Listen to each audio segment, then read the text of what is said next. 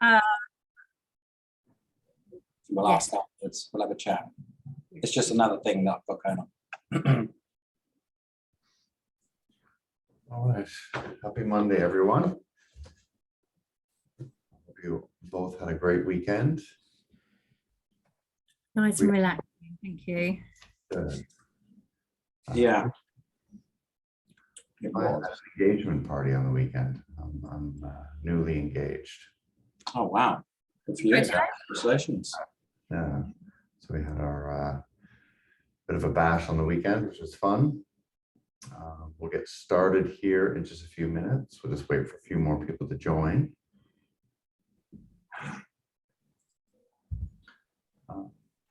So if we've done this topic, we did this in North America a week or so ago, and we had a lot of great response. And I just really plan to do very little of the talking and let you both share your expertise with us. And anybody who's joined, feel free to raise your hand or to fire a question at any time, and we'll get to them as we progress through this 45 minute webinar today. We'll be covering some great topics, and we'll just take another minute or so to let some people join, and then we'll dive right in.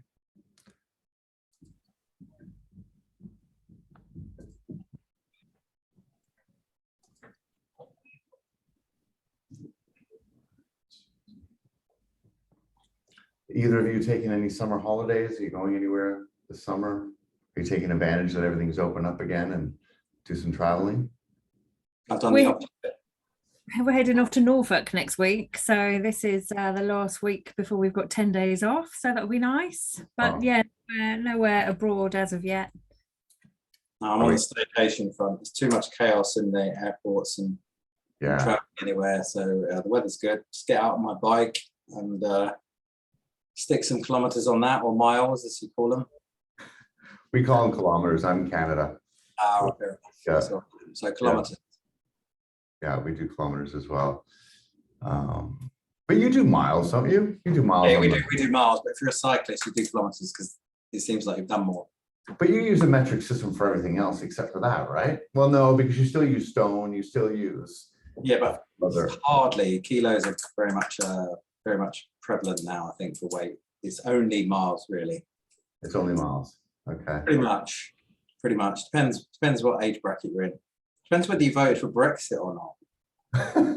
If you vote for Brexit, you're still doing inches and micro inches and furlongs, things like that. Oh, right.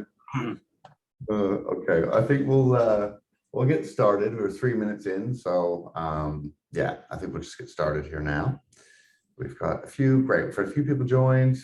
And again, so if those of you who just joined, feel free at any time to drop any questions, raise your hand.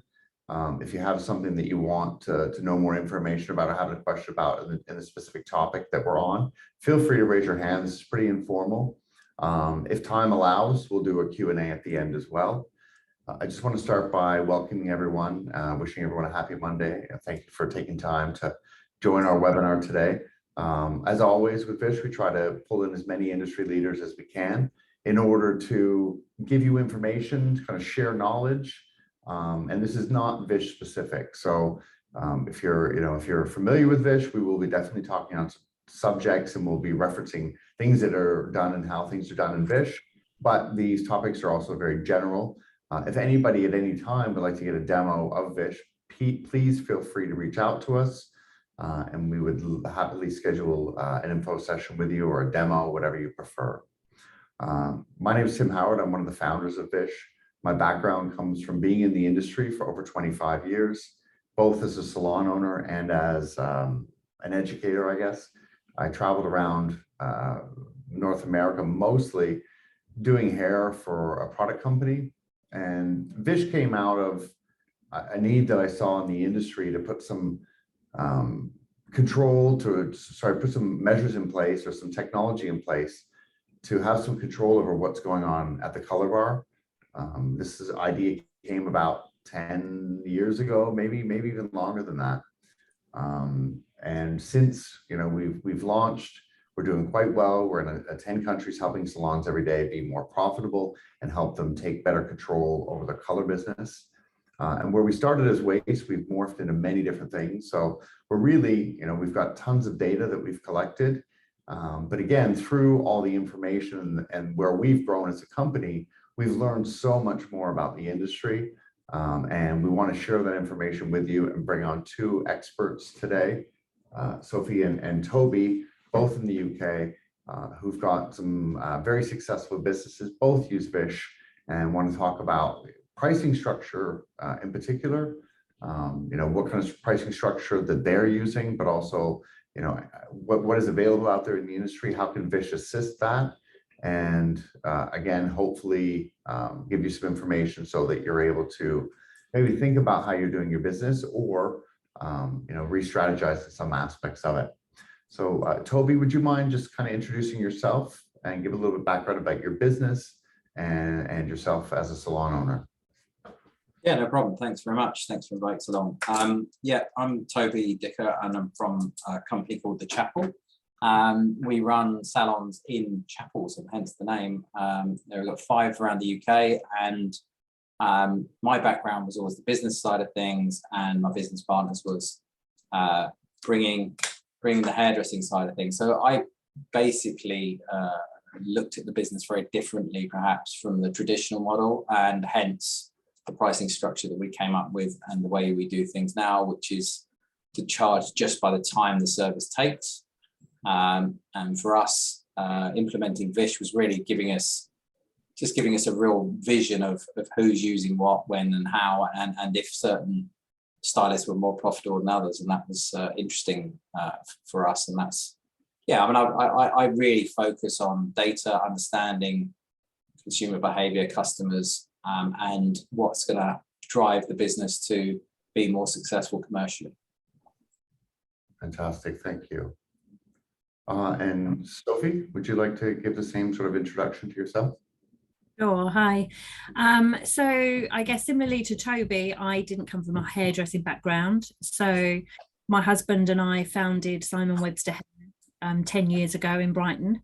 He had a heritage of owning salons previously and working in salons, whereas I'd worked in creative industries within the arts and managed businesses like that. So similarly, we put our experiences together to try and create a salon that would maybe answer some of the questions that clients had when they went into salons and change some of the stereotypes. We wanted to be very inclusive, so we were gender free right from the beginning, which is really important down on the south coast in Brighton.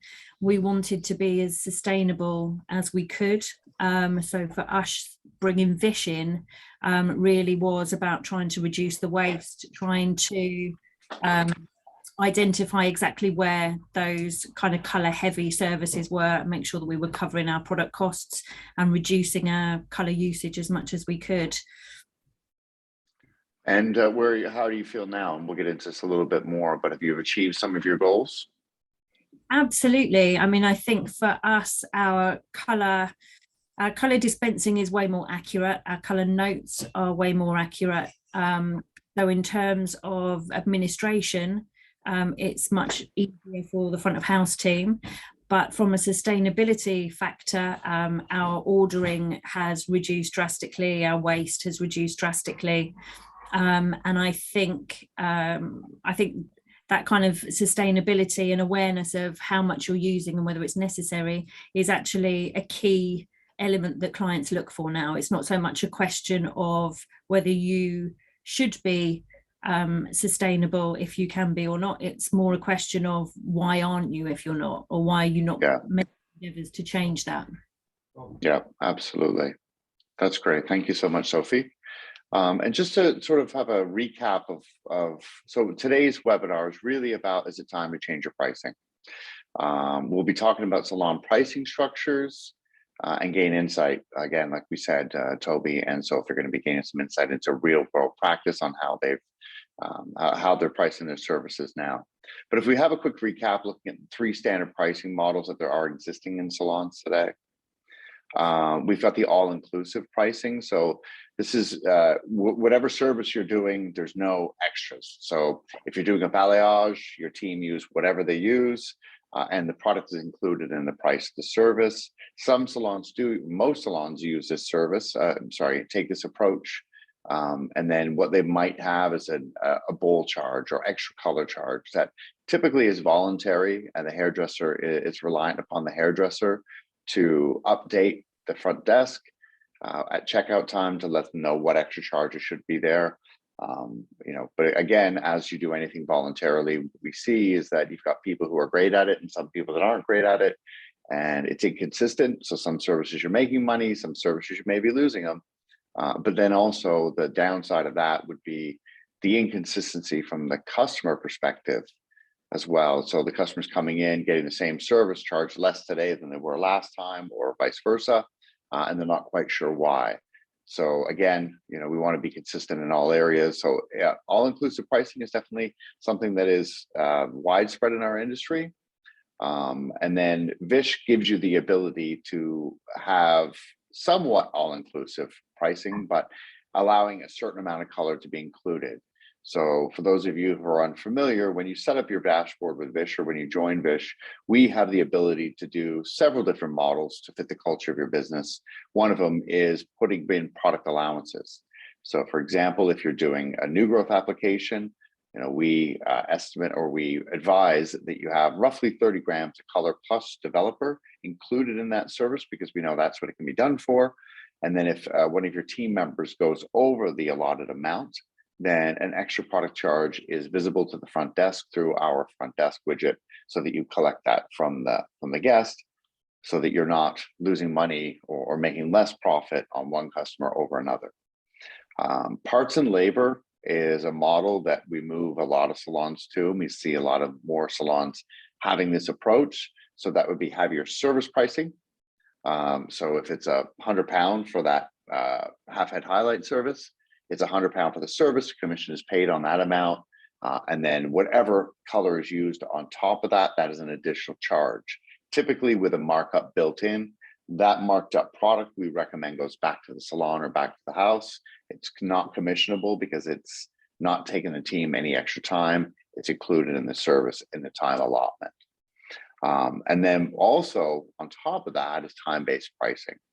So it's based on an hourly rate. And what I see, and what we can talk about this a little bit more, is that some salons tend to not really have a lot of I'm trying to find the right phrase, but when they're setting up their service menu, if something does take 30 minutes, and two separate services take 30 minutes. So let's say one is a new growth application, the other one is a quarter panel highlight.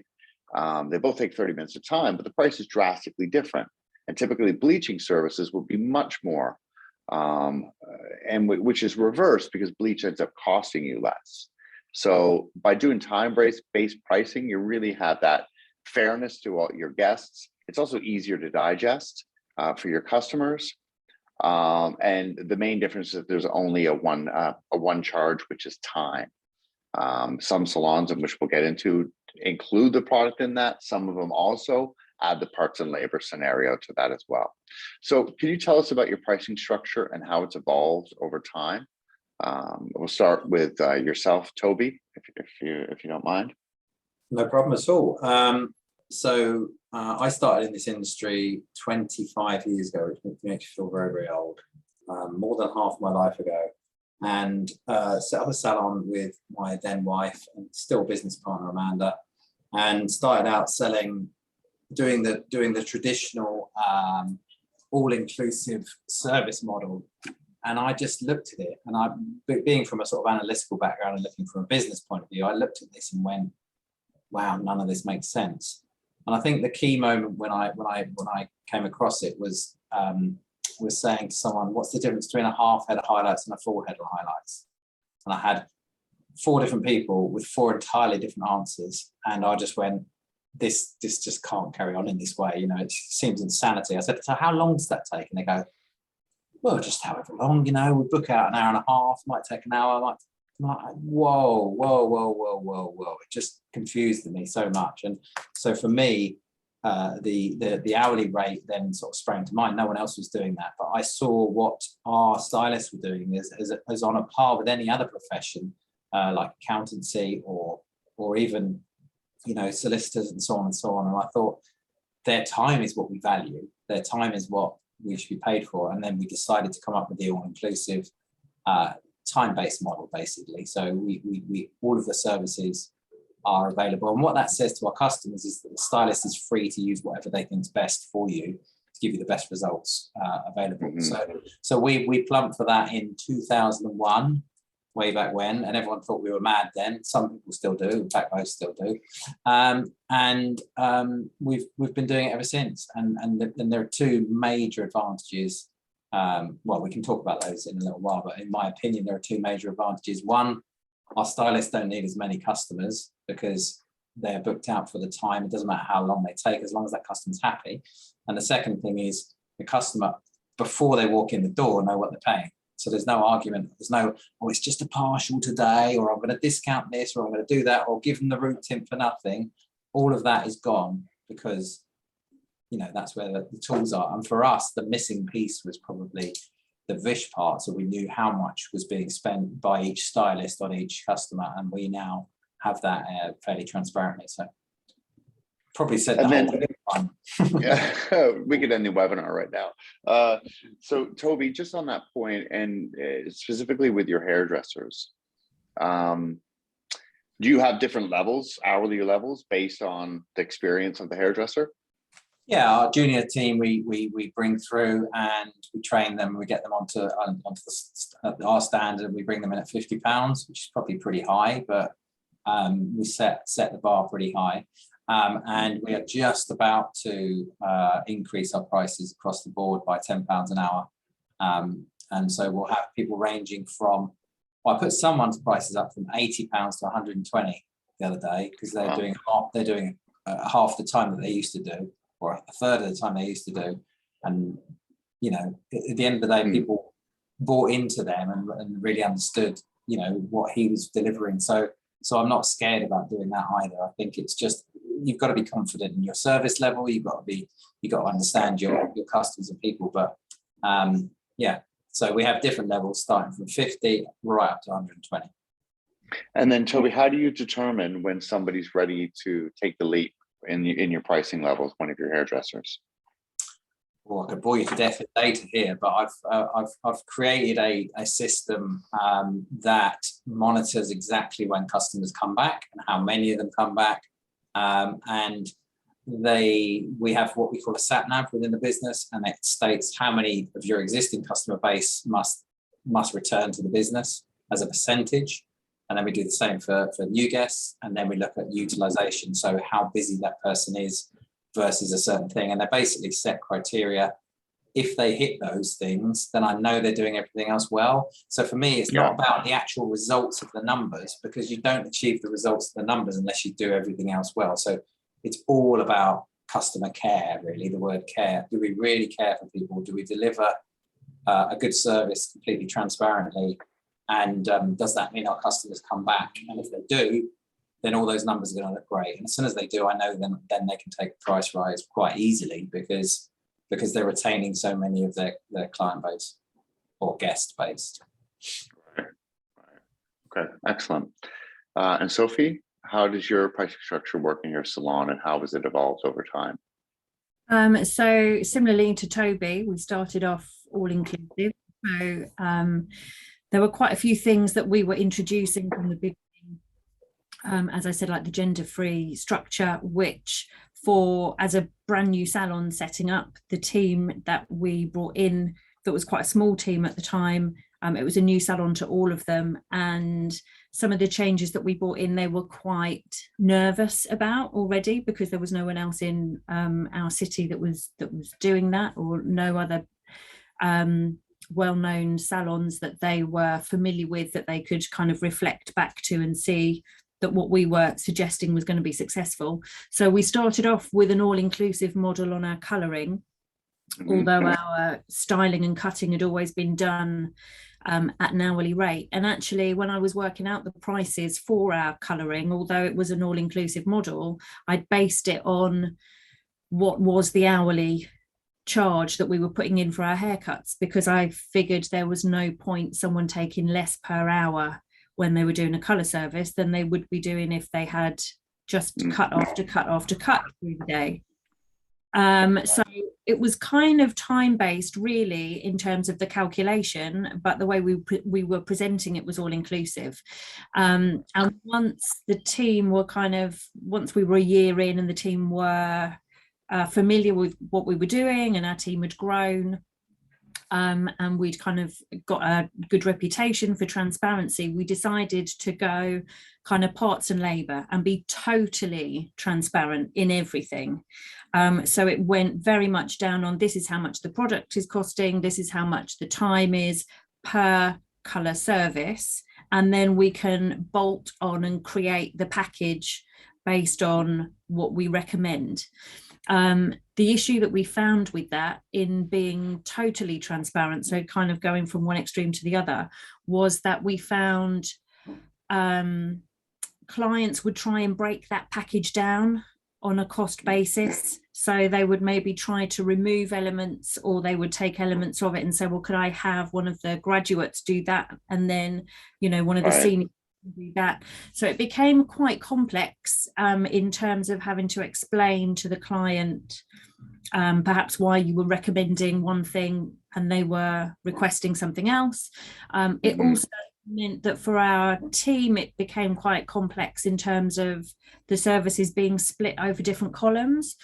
So we opted to go back and kind of have a time-based pricing, but with things bundled in essentially. So you book that color service, whether it be highlights or a tint or you know, kind of a glazing service, and that's based on time. We provide the elements and the stages and the product within that, and it's all in one column with one colorist, so we can make sure that the client is getting a premium service, that they're going to have a premium quality finish.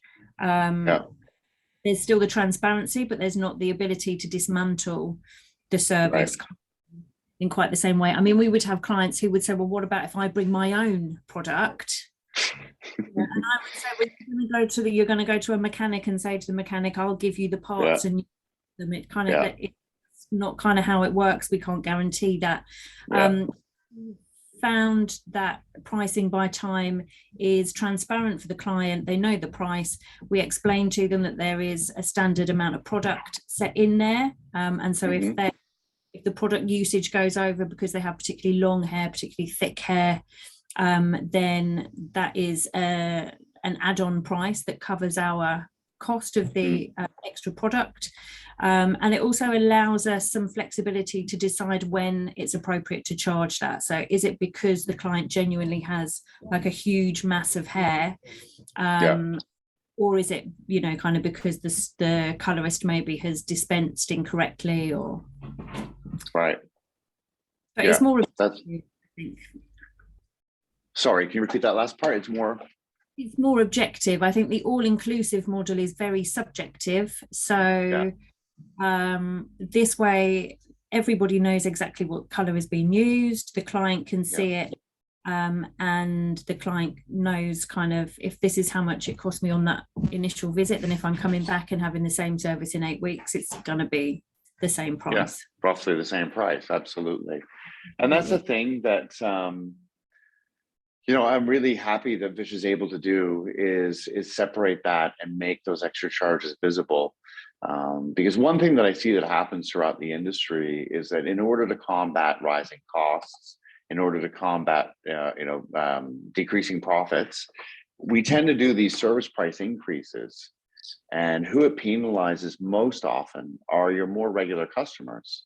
So if a salon is trying to just recoup some of the costs because you've got clients who are using a lot of product, if your product costs are out of control, or perhaps you've got a price increase from the manufacturer, we tend to raise our service pricing. But what it ends up doing there, again, is the people who are coming in every 4 or 6 weeks are paying the same as people every 6 or 8 weeks, when it's really just the product cost that is more. time is the same. You're still taking 30 minutes to do that new growth application, but you may be using 30% more color. So being able to have that separation, I think it really helps. And when those extra product charges do come through. Absolutely.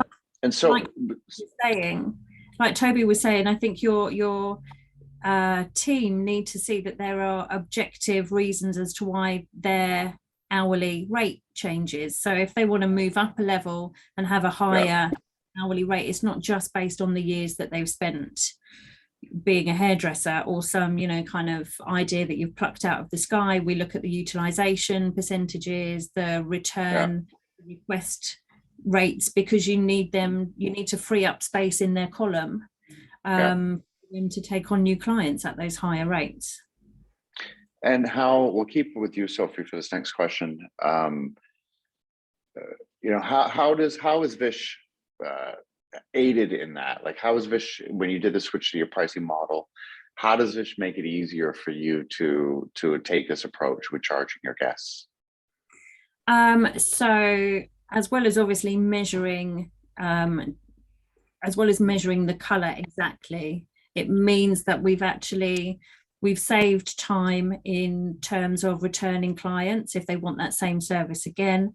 The formula is there, it's in the system to be replicated or to be tweaked. So although it's really important to have a thorough consultation at each visit, and although perhaps initially when you introduce Vish, it takes longer for the colorist to mix up because they're just getting used to the system.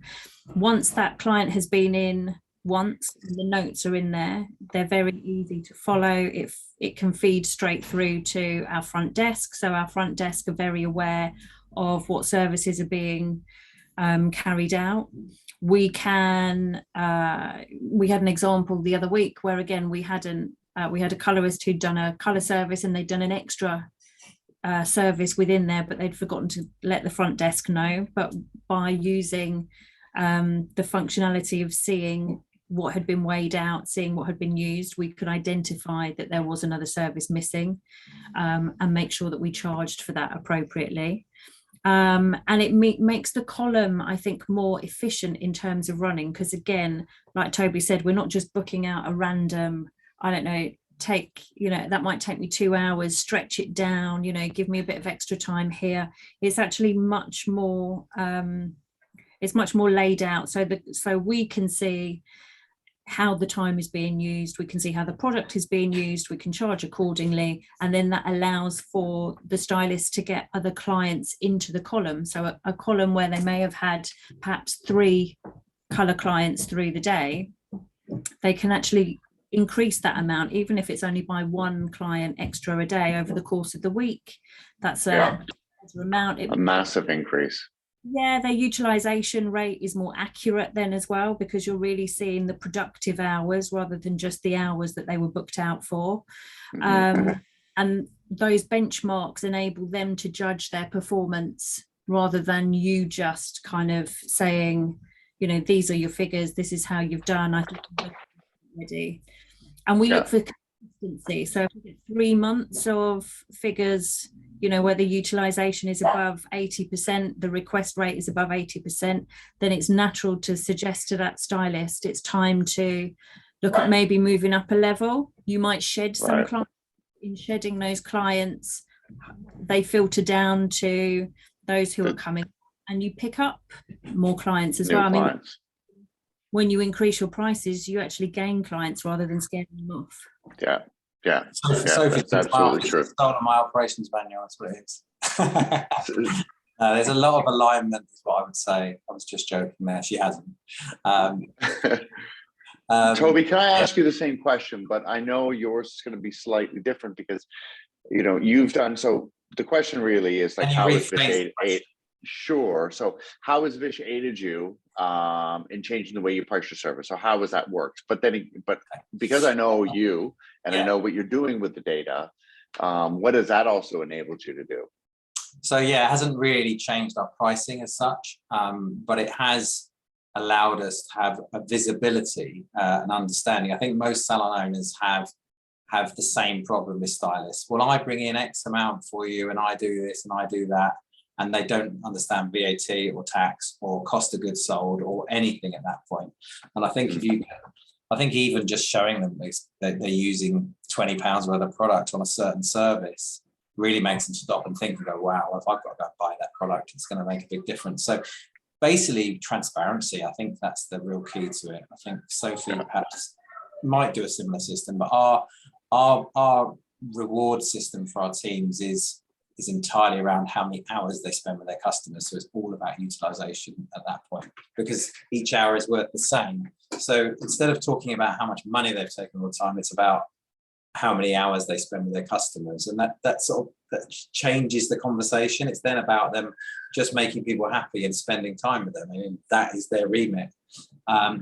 For us, from a business perspective, we've used it properly now since April 21, and I am a bit of a nerd, as most people probably know, and so I'll have gone through every single item I possibly can get in terms of data, and then I can really understand over periods of time how much product people are using, but not only that, show them versus their peers how much they're using for the same service, and at that point they can start. I mean, even just the act of getting people to visualize that and see where they are in the game, it makes them rethink when they're just about to pour a whole tube of tint in, or a whole tube of gloss in at the end. Yep. Then they're going, you know what, I'm going to try that half. I'm actually going to use that button that says mix from history. I saw one the other day, it was brilliant. She mixed from history, said 28 grams, and she put 28 grams, and then she went, I'll have another 10. I went, why are you doing that? And she just went, to make sure I don't run out. I'm like, just try it the way we do, and I promise it'll make a difference. And I think once you can show people the difference is being made, you can then start to reward that too. So that's what we do, is a sort of, rather than an official thing, but randomly award people for good performance and so on. And so it's just edging and coaching, and our jobs really as salon owners and managers are to coach our teams, not stick. Never works. That never works in the hairdressing environment. It's really, here's where you are, here's what we can do. And for us, that's probably seen, I'd say it's cut wastage by probably £1.50 a bowl, which is pretty strong. And then overall, a similar sort of thing at the other end, because you obviously then mix less product in the first place. And we've started to save 10% on costs. Also, I mean, there's millions of things we do with it, but the bottom line is it has to perform. Vish has to do its job well, and we want to find that out. But I think the potential for the product is huge, and just being able to have that visualization as much as anything else has been a real strength. Yeah, that's great. Thank you. And I wanted to ask you both. Let me just think how I'm going to phrase this. So one of the things that I discovered being a salon owner, and I think when you both of you sound like you have very well-structured, well-organized, well-managed businesses. I think that really lends to keeping a staff, having a better staff retention rate. Because although there may be some resistance in the beginning with new staff members, I think once they're in a business like yours that is well run, they tend to stay longer because of course, everyone is going to enjoy a more well-run company. One of the things that I discovered in running my businesses were removing the conversation away from the hairdresser as much as possible about pricing. Do you feel that, let me just continue on that thought, because as hairdressers, as I know, firsthand experience, it's a validation, right? So we're looking for validation from our customers. We have a bit of an emotional relationship with our customers. So money doesn't always get conversed as it should.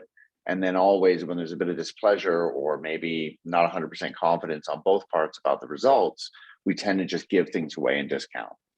So when you've got an hourly based pricing, you're really removing a lot of that conversation away from the hairdresser needing to go into depth and talk about whether or not to add a toner. How does that impact your team? Do you feel that hairdressers that come from the other business model where they've got to do things broken down or a la carte, do you think it makes their job easier and more pleasant? And do you think that they enjoy this approach more so than the other? Whoever wants to answer that. Well, I don't mind. I think it's the single biggest challenge in the day-to-day transactional part of what we do. You know, it's, we were talking about it earlier, oh, it's just a partial today or this or that. So you've got those people pleasers, the stylists, who go out there and they just want to please people. So for them, not charging them as much is pleasing them, and that's keep them happy, give a bigger tip, etc., all of that stuff. And then you've also got the money hungry ones who go, yeah, I did a regrowth on that today. Oh, it's a full head. It was this, it was that. So you've actually got both sides. And so the people pleaser shafts you and your business and themselves, and the money hungry one upsets the customer. So really, quite simply, I do think it completely takes away from that conversation. I mean, there are still people that stretch appointments. There are still people that give stuff away, but it's very easy to say to them, look, you're billing this many hours at the moment. You really should be able to do this. What are you giving away? How are you managing a book? Like Sophie said before, keeping the book tight. So I think it's a much easier conversation. It's because, and again, you're not discussing price at the end. You're not going, oh, we did a so-and-so today, or we did a this, or we did a that, an upsell. And that is, from a consumer perspective, all the feedback you hear is, I never know what it's going to cost. Now, conversely, if you're charging by time, people think you're going to take a longer time. So it takes some real explaining. You've got to make sure that you convey that message really, really well. And say, look, you already know what the maximum is. We're not going to charge you anymore if it takes longer, all of those things. So they're an important part of it too. But specifically from the stylist perspective and dealing with that challenge, I think it helps. The consumer one is slightly more challenging, but I'd say that would be my take on it. Yeah, I think you're totally right. You're never going to remove every problem. When we, like I say, when we were kind of parts and labour, clients would try and dismantle the service. When we moved to time, we had clients initially who said, well, then you're just going to stretch out the time that I'm in the chair. You know, you're going to make that service take longer so that you make more profit, or, you know, or you're penalising me for being with someone who takes longer in their application process than, you know, kind of being with someone who is perhaps more experienced and therefore faster, so surely they should be cheaper. So it was really important for us, I think, to clarify with our team why we price things the way we do and why we have the approach the way we do. And I'll be totally honest, when we first, you know, kind of Vish for us has been a great indicator of where we have money that we can redirect into more useful areas. I mean, I think in our first 3 months of using Vish, we realized we'd saved 100 tubes of color. We're very much a color salon. We'd saved 100 tubes of color waste. And in our team meetings, very often we do breakdowns for them of, you know, what our takings have been and where that money goes. And we showed that kind of, you know, this is what 100 tubes of color would cost us. And that is money that we can redirect into other areas. So we can invest that money into education. We could invest that money into some new chairs or some new backwashes, or, you know, we can actually, not a case that we are going to take that saving as a salon and, you know, put it in the piggy bank and not share it around. If there are other areas where that can be more profitable in terms of your experience as an employee or your experience as a hairstylist generally, or if it can open up other opportunities because we have more investment to put in other areas, then that's really, really key. And we had one colorist who was a great colorist who just refused to use Vish and actually left. And then that was someone that we had thought was one of our better colorists, one of our more profitable colorists. And our outlook was, this is the system we have in place. This is the way that we work. If you don't want to be a part of that, that's totally fine. Yeah. But this is why we're doing it. And when we looked back at the Vish figures, actually that colorist who we'd thought of as one of our more productive, profitable team members actually wasn't at all. And it benefited our business having that person released to another salon environment, you know, kind of. So I think it does give perspective on what you're valuing within your team, and your team's understanding of what it is to deliver a great service. It's not just about making that client feel amazing. It's about being skillful with the colors you're using, maybe Right. the way you're mixing, you're dispensing. It's a Being huge, sustainable. absolutely, and it's you know, kind of, we had a couple of team members that we sent off to Paris, and they had like a weekend in Paris. You know, you can Yeah. reward people in different ways that aren't just financial. Yeah.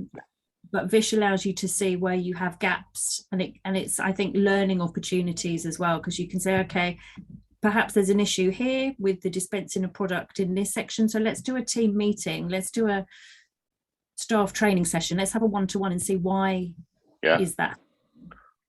Yeah, and it's so funny. I see this all the time. So what I tend to do as large part of my day-to-day is meet with salon owners and really help them with their data, really help them with change management, because that seems to be the biggest challenge in implementing a system like Vish. But even implementing any system, some salons just have a real struggle getting the hairdressers to switch how they've been doing things. And I see it time and time again that top producer, that top hairdresser that they think is their bread and butter really isn't, because they're the ones that are just, they're fast or efficient. They're doing lots of color, lots of clients, but they're also using a ton of product. And in some cases, 3 times what the other hairdressers on the team are using. And we have this notion, you know, like one of the things that I also see is toners being overused and being being serviced too often. And the cost of those services are just being, you know, it's just through the roof, and they're not sustainable. So one thing is just really, you know, if anybody's thinking about Vish, or if you're currently using Vish, you know, your dashboard is so much more than just looking at your waste. It's really understanding each individual service that you're doing and each employee. And the data is just, you know, and we're going to continue to expand that, but the opportunities are there. And as you said, it's not always about scolding the people, it's coaching them and offering them rewards, because we can. I mean, it's just not, you know, for a salon to take 25 to 40% of their hair color inventory and throw it down the drain month after month after month, it's just not sustainable. And to your point, Sophie, all the other things that you can do with that include saving the planet, but where else that money can be directed. So if you were to give advice to another salon owner who's maybe listening in or watching, and they're thinking about making the switch, so going from a standard pricing model, which, you know, majority of the industry is doing now, how do you make that transition? Because again, if we talk about that hairdresser that left you, change is not always easy and not always well received. So how do you implement these changes, or how do you make the switch? And when is a good time to do it? I mean, I think if you're gonna make any changes to your pricing menu, it's really important to give your clients a heads up, that they know that it's going to happen, so they feel included in it, but make them aware of why those changes are being made. I mean, for us, the last time we put our prices up was May. It was our 10-year anniversary. So we actually, we made some like little scratch cards up, little 10-year anniversary scratch cards. And our clients, when they came in and they had their kind of bookings, they had their appointments in the run up to that period where we were going to make the change, we explained to them that we were having a price increase. We explained why we were doing that and how that was going to affect their appointments going forward, if it was going to affect them at all. They got a little scratch card if they rebooked their appointment within 8 weeks. They had to book there and then on the day. They got 8 weeks, and the scratch card actually, they could win a prize, or they would just win a discount on that next appointment that had been booked. So for our loyal people who were coming regularly, what it did was it gave them, I'm going to say, like an extra visit before they got hit by that price increase. So it rewarded our loyal clients, whereas those new clients who were coming into the salon, or maybe those who don't come so frequently or who don't rebook when they come, the price increase kind of came into place with them as soon as we did it in the May. Okay. I think you've got to be open with people. You've got to make sure that they're prepared for it, so that they don't just turn up and suddenly it's a different price. And I think it's really, really important not to fall behind. So if you miss that price increase one year because you're worried about what will happen, then you're already going to be behind when you potentially make the following 6 months or a year later. So you have to, Right. Otherwise it's a big deficit to try and make up. Yeah, that's great. Some great points. Thank you.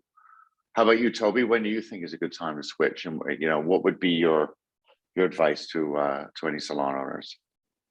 Yeah, we did it 21 years ago, so it's a long time ago in terms of when and how. But in terms of advice, I would certainly break it down and start to look at the typical stylist and what they would bring in on a daily basis. And then it's very easy to then work out what your hourly rates might want to be and whether they're going to be palatable versus what you currently do.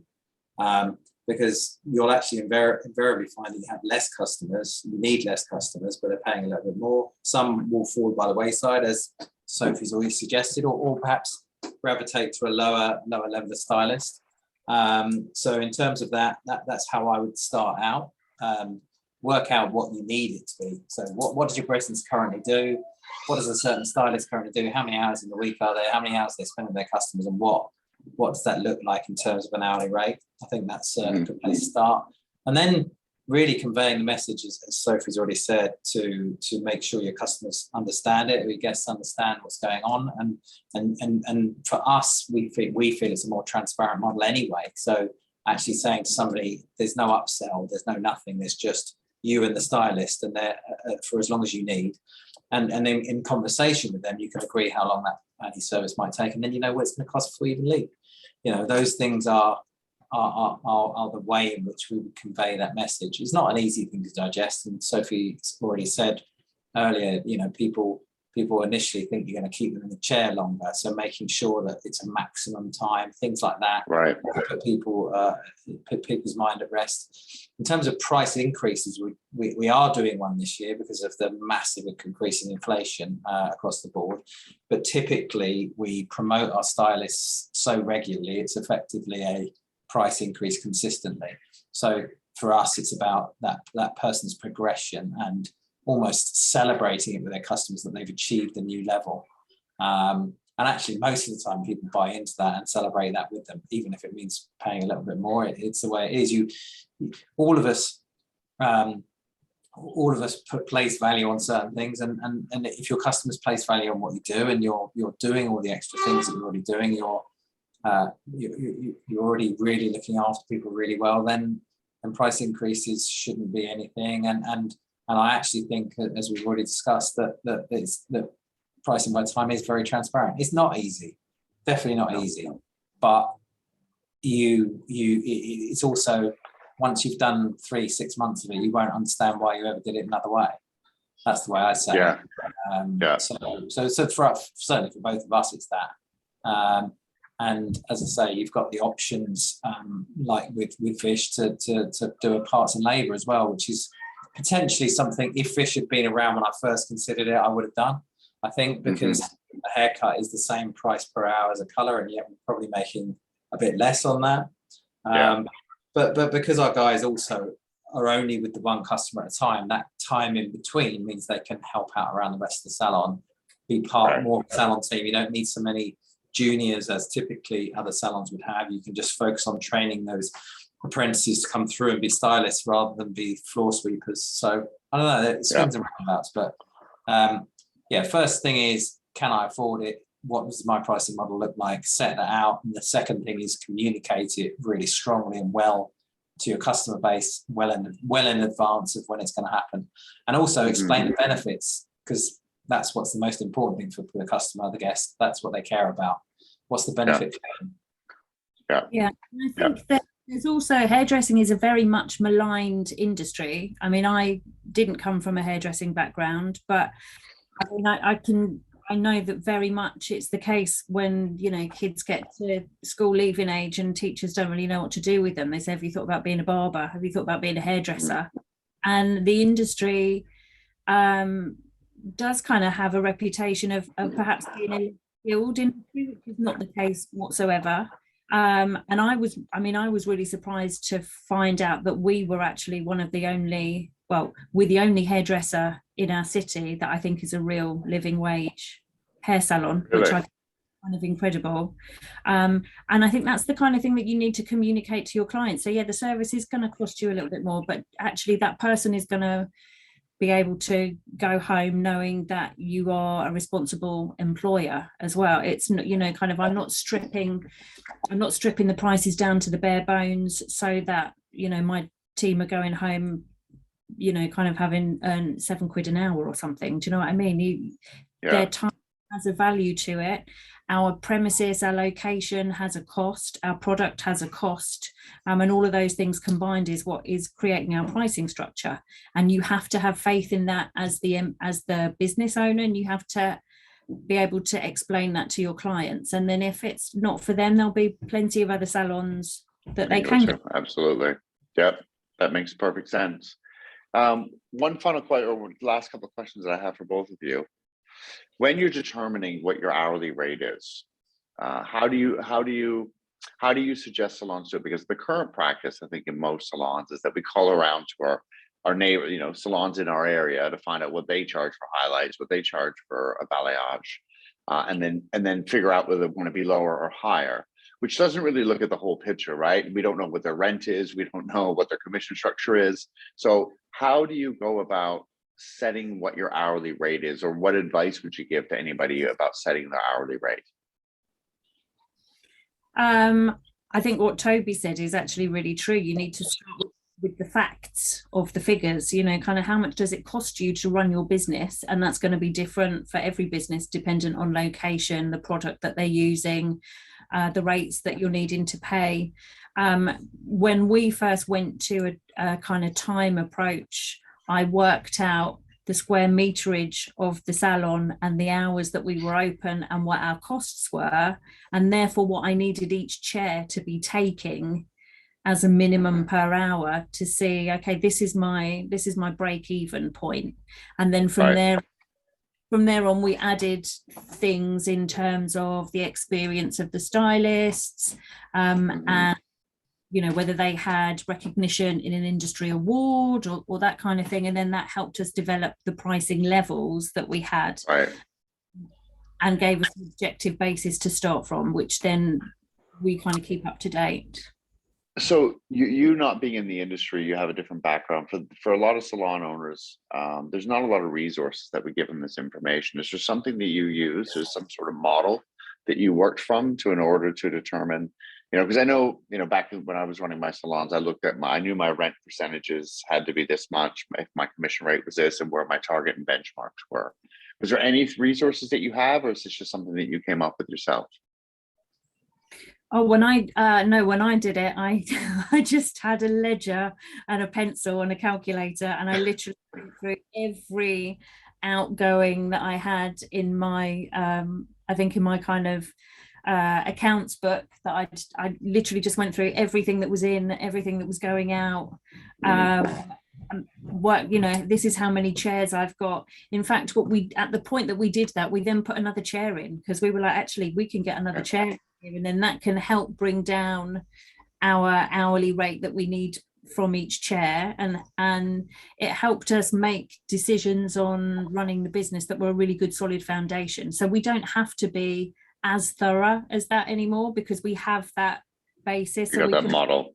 Yeah, and we can look at, you know, our suppliers have put up their charges by 3.5%, our rates have gone up this much, our rent has gone up that much, so we can put all those calculations in. I very much do stuff, or I used to do stuff kind of pencil and paper. Since then I've got an accountant, so I've got software now that kind of allows me to see that information much more clearly, but that's still the basis for working out what an hour rate is. Right. And do you, I know, Toby, I think you just mentioned that you don't double book, or we call it double book here. So if I come in and I'm getting a color service done in both your locations, am I with that hairdresser and not seeing anybody else during that 2-hour visit? Yeah, that's correct. Yeah, it allows it allows for a nicer working environment from a stylist perspective.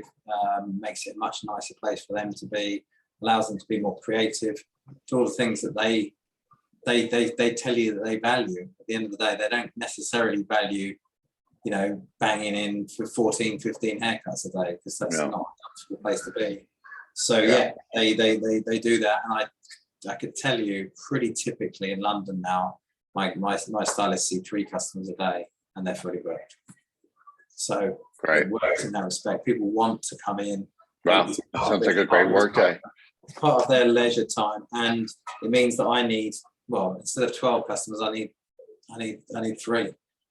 So I think it bodes well for the longevity of the business. And you know, typically this has always been seen as a very young person's business, and yet I would say I've got at least 30% of my stylists above 50, 55, some up to 70, because they get the opportunity to do things differently. And why not?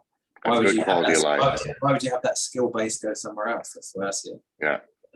Yeah, we've got a mix of freelance and employed. So our employed are all one client in the salon at the time. Our freelancers, obviously they're freelancer, they have the option of doing it however they want to do it. But for them, they've seen the success of the model that we're running with the guys who are employed, and all but one of our freelancers has reverted to that one client in the chair. You're with them throughout the duration, and Toby's right, it gives them better breaks. It means they have more consistent contact with that client. I think it gives the client a better all-round experience. And we've all been that client sitting in a chair watching your stylist or your colorist working on somebody else, thinking, when are you coming back? Rushing over, yeah, did that one that just went off, was that for me? And yet they're still over there, so you're going to leave this on my hair for, like, it removes all of. And you feel, and you said it earlier, you're still able to be giving them a fair living wage and being competitive with the money that they're making in other locations. Yeah, you both feel that? Yeah, absolutely. Potentially the by hour measure comes out as more expensive for the customer, but you need less of them. You know, it's more discerning at the end of the day. But in my experience of business, you've got a few choices. You can be better, you can be better, you can be cheaper, or you can be different. And I'd rather be better and different than cheaper and all the rest of it each time. You can only really be 2 of those things at once. You really, in any business right now across the world, you either got to be cheaper, which means people go and shop on price, or you've got to be better, and that means people are a bit more discerning. And you know, there are different markets for different people, but sitting somewhere in the middle is not a comfortable space, and I wouldn't want to be there. So that's the way we try and look at things. I mean, and that's why we place so much importance on the consumer experience, really, and that retention number. And I think seemingly Sophie does exactly the same. You know, we've got to be confident to a certain level, never arrogant, never think you've made it, but you've got to be confident in what you do. And I like what you said earlier about putting the prices up, you know, incrementally. You've just got to, it's just part of what you do. Once you do these things once or twice, it becomes easier. And yeah, we should be as equally respected as solicitors and accountants and anything else. I honestly believe that hairstylists are the most diversity. You know, the EI levels of stylists is so high. There's no way a politician or an accountant or a solicitor could even touch my team when it came to looking after people. And that's what I believe in. That's who I believe in, and that's why I believe in setting the bar pretty high. Very well said. We had a client who came in. We had a client who came into us who actually came in when we very first opened, and they came to us for like 6 months or a year, something like that, and then they moved away, and then they came back not so long ago, and they booked in for a cut with the same person that they'd seen 10 years ago, and they said, can I just double check the price? And I said what the price was going to be, and they were astounded that the price had gone up. And they said, you know, but I think I used to pay whatever it was. Yeah, I know, but that was 10 years ago. I said, and you like a loyalty discount on there because you were coming, you know, kind of every whatever. And they said, I just can't believe that your prices have gone up. And I mean, I think it was the end of the day, and I think I wasn't really up for having to defend the system. And I just said, look, if you can tell me anything that you pay the same for now as you did 10 years ago, 10 years ago. I'll give you that. You can find something and bring it to me, and Yeah. then Yeah. you know that. Yeah, and I'm sure that person's wages has increased in the last 10 years. I'm sure they're not comfortable making what they made 10 years ago. So why should our hairdressers make the same? It's tough times for everybody, but the point is you know, kind of, I've got a team of 24 people here, and if I'm not on top of my pricing and I'm allowing stuff to go through, and like maybe I've made a loss here and maybe I've only just broken even there, then if the company goes, that's 24 people. That's not just me and my brand and my business, and that's 24 people who are then looking for other work. So it's a big responsibility, and pricing therefore has to be something that you give serious attention to. Sophie. Well, that's a perfect way to end this. This is we've run, which is right on the minute. We've done an hour. That is so much information has come. If there's anything any of you want to add, Toby, do you want to add anything? I mean, you've both delivered so much information. This has been fantastic. I truly appreciate you both. Nice to meet somebody who's in a very similar frame of mind to myself, and we'll catch up outside this conversation, Sophie, I'm sure. Definitely, 100%. All right. Well, I appreciate you both, as I'm sure everybody does who's listening in and watching. Thank you for sharing your expertise, and thank you for being Vish customers. We appreciate your business, and thank you for taking time out of your busy schedules to do this today. Thank you. Cheers. All right. Cheers. Thanks. Take care. Bye, everyone.